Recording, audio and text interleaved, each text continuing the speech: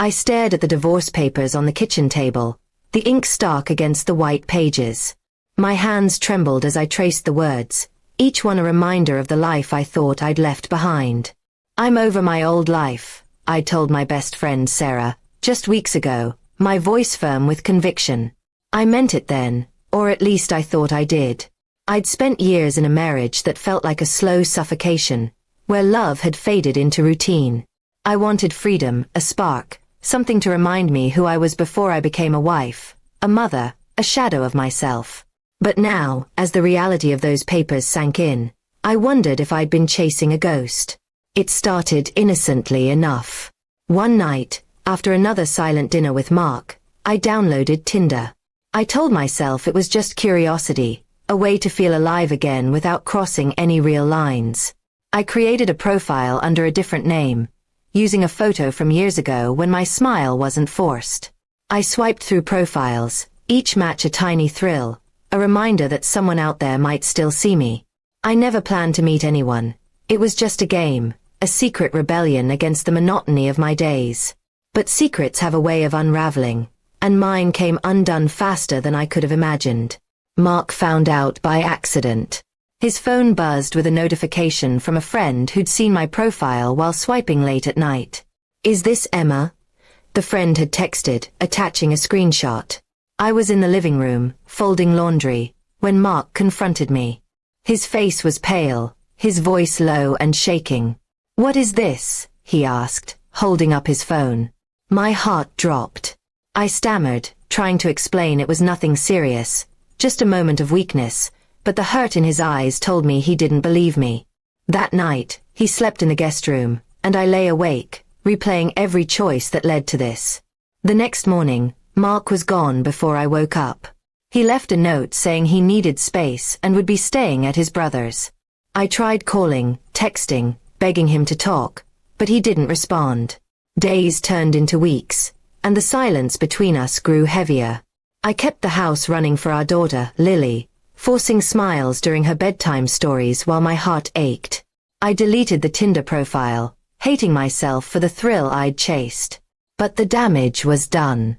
Mark's trust, once unshakable, was shattered, and I didn't know how to piece it back together.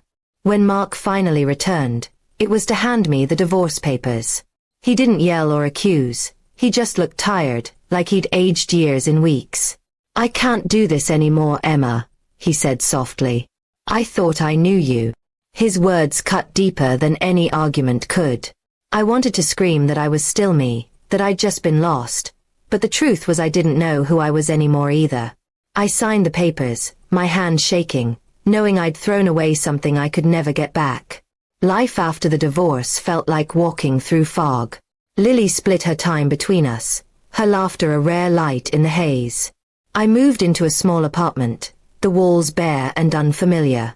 I tried to rebuild, taking up painting again, something I loved before marriage swallowed my passions. But every stroke of the brush felt like an apology I couldn't voice. I missed Mark, not just the husband he'd been, but the friend I'd lost. I wondered if he missed me too, or if the betrayal had erased me from his heart entirely. I started therapy, hoping to untangle the mess inside me. My therapist asked why I'd made the Tinder profile, and I struggled to answer. It wasn't about wanting someone else, it was about wanting to be seen, to feel like more than a role I played. She helped me see that I'd been running from myself, not just my marriage. I began journaling, writing letters to Mark I'd never send, pouring out my regrets and hopes. Slowly, I started to forgive myself, though the guilt lingered like a shadow. Months later, I ran into Mark at Lily's school play. He looked lighter, like he'd found some peace. We exchanged polite words, careful not to stir old wounds. Lily ran up, hugging us both, and for a moment, we were a family again. But as we parted, I saw the distance in his eyes, a reminder that some bridges stay burned. I drove home, tears blurring the road, knowing I'd always carry this loss. I'm still learning to live with the choices I made. Each day, I try to be the person I wanted to find on that app. Someone alive, present, unafraid to be seen. I don't know if I'll ever fully escape the weight of my mistakes, but I'm done running from them. For Lily, for myself, I'm building a new life. One where I don't need a profile to feel whole.